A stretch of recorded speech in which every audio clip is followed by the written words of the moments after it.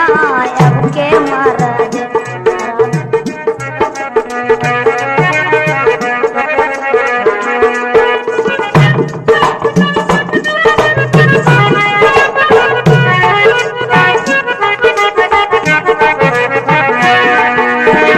बहिन जो मांगे दसनिया पैसा उल्टे हाथ दिखावे। ए बहिन जो मांगे दसनिया पैसा उल्टे हाथ दिखावे। साली मांगे 1 रुपया हो, साली मांगे 1 रुपया 10 के नोट दिखावे। करे मौगी कहे गुलामिया अब के मर्द। करे मौगी के गुलामिया अब के मर्द। अब के मर्द हो अब के मर्द। करे मौगी के गुलामिया अब के मर्द। करे मौगी के गुलामिया अब के मर्द।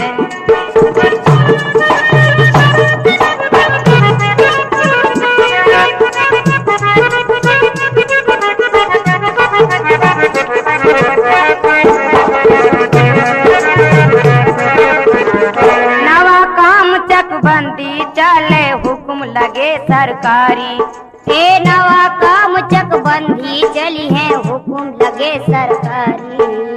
अखियम पट्टी बांध के, अखियम पट्टी बांध के लूट लीन पटवारी। काव दिखाई है मारा धनिया अब के मर्द। काव दिखाई है मारा धनिया अब के मर्द।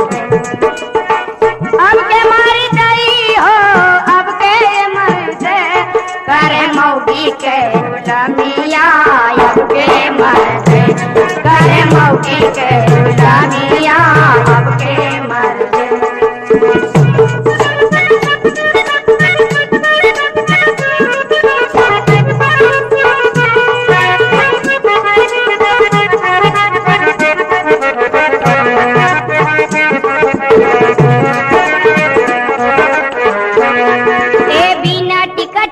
गाड़ी पे बैठे चश्मा हेठ लगावे।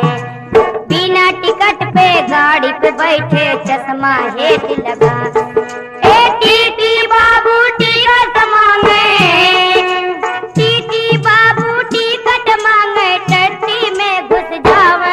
करे मौगी के गुलामिया अब के मर्द। करे मौगी के गुलामिया अब के मर्द। टिकट पे गाड़ी पे बैठे, बिना टिकट पे गाड़ी पे बैठे टट्टी में घुस जावे। करे मौगी के गुलामिया अब के मर्द। करे मौगी के गुलामिया अब के मर्द।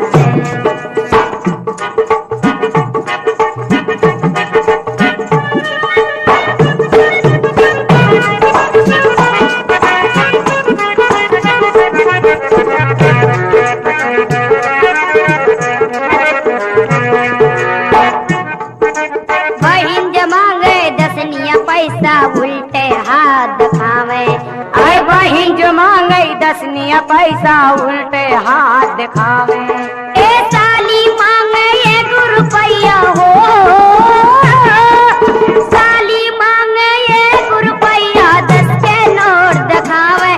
करे मौगी कही गुलामिया अब के मर्द। करे मौगी कही गुलामिया अब के मर्द।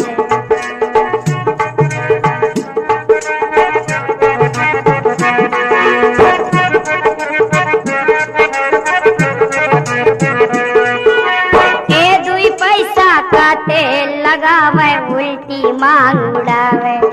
ए वो 2 पैसा का तेल लगावे उल्टी मांग निकारे। 4 पैसा के घड़ी लगावे, 4 पैसा के घड़ी पर उल्टा टाइम बतावे। करे मौगी के गुलामिया अब के मर्द। करे मौगी के गुलामिया अब के मर्द।